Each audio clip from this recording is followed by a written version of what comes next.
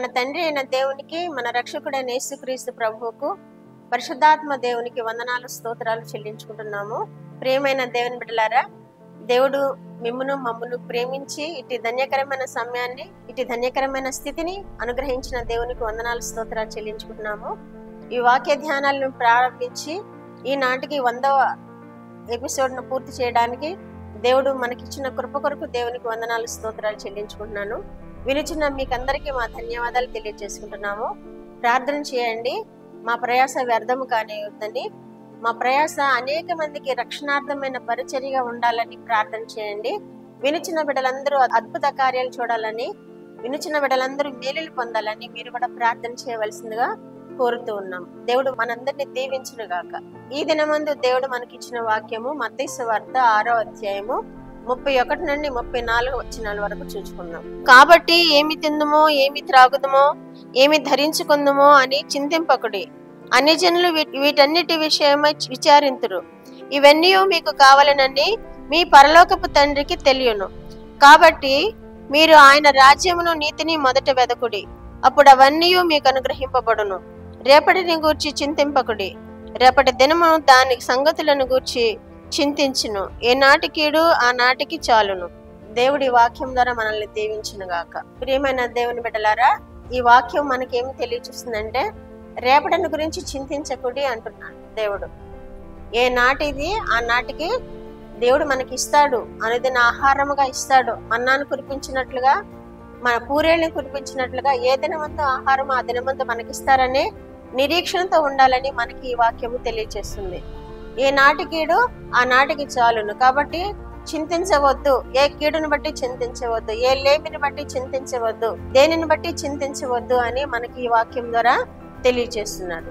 అలాగే మత్తయి సువార్త 19వ అధ్యాయము 29వ వచనంలో కూడా, నా నామమును బట్టి అన్నదమ్ములనైనను, అక్క చెల్లెండ్రనైనను, తల్లిదండ్రులనైనను, భూములనైనను, ఇండ్లనైనను విడిచిపెట్టువాడు 100 పొందును, నిత్య జీవమును కూడా పొందును అని వాక్యంలో వ్రాయబడి ఉన్నది. కాబట్టి మనం ఏం చేయాలంటే, ఈ మెటీరియల్ థింగ్స్ కోసం మనం ఏమి ఆలోచన చేయకూడదు. దేవుడు ఏ నాటికి అవసరమైనది ఆనాడు మనకి ఇస్తాడని దేవుని మీద ఆధారపడినప్పుడు దేవుడు తప్పక మనల్ని నడిపించుకుంటాడు. ఏ దినముకు అవసరమయ్యేది ఆ దినము మనకి ఇస్తాడు. మనకి వీటన్నిటిని గురించి చింతించకూడదు మనం. కాబట్టి మనం ఏం చేయాలన్నమాట, వీటన్నిటిని తృణప్రాయం. అపోస్తలుడైన పౌలు కూడా అదే అంటున్నాడు కదా, ఈ లోక సంబంధమైన వాటన్నిటిని నేను పెంటతో సమానముగా ఎంచుకున్నాను అంటున్నాడు. మనము వీటన్నిటిని గురించి అతిశయపడకుండా మనకు ఉన్న దాన్ని బట్టి దేవుణ్ణి స్తుతిస్తూ, ఏ దినమునకు కావలసిన సహాయము ఆ దినమందు దేవుని యొద్ద పొందుతూ, మనము అనుదినము ఆయన వైపు చూసినప్పుడు దేవుడు తప్పకుండా అవన్నీ మనకి ఇస్తానంటున్నాడు. దానితో పాటు నిత్య జీవమును కూడా అనుగ్రహిస్తానంటున్నాడు. కాబట్టి మనం పొందుకోవలసింది నిత్య జీవము. ఈ లోకంలో మనం ఏది కలిగి ఉన్నా, ఏది కలిగి ఉండలేకపోయినా అది శాశ్వతమైనది కాదు. మనకి పొందవలసింది నిత్య జీవమే మనకి శాశ్వతం. కాబట్టి మీరు దేని గురించి చింతపడకూడదు, కానీ ప్రతి విషయంలోనూ ప్రార్థన విజ్ఞాపనముల చేత కృతజ్ఞతాపూర్వకంగా మీ విన్నపములు తెలియచేయడాన్ని పత్రికల భాగంలో రాసినట్లుగా మనము ఏ విషయంలోనూ చింతపడకూడదు. ఈ లోకంలో ఉన్న వాటిని గురించి, లేని వాటిని గురించి చింతపడకూడదు. ఆయన యందు ఆధారం చేసుకోవాలి, ఆయనను నమ్ముకోవాలి. అలాగే విలాప వాక్యములలో కూడా ఈ విధంగా తెలియచేయబడింది.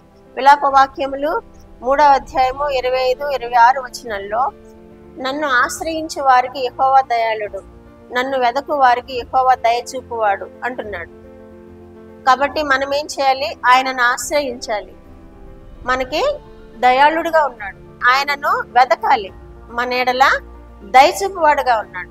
కాబట్టి ఏమి తిందుమో, ఏమి త్రాగుదమో, ఏమి ధరించుకుందామో అని తలంచవద్దు. ఇవన్నీ లోకస్తులు అనుసరించేవి, మనం అలా అనుసరించకూడదని దేవుడు ఇక్కడ తెలియజేస్తున్నాడు. కాబట్టి మనం ఆయన మీద ఆధారపడదాం, మనం సంపూర్ణంగా ఆయన కృపను పొందుకుందాం, ఆయన కృపలో ఆశీర్వదింపబడదాం.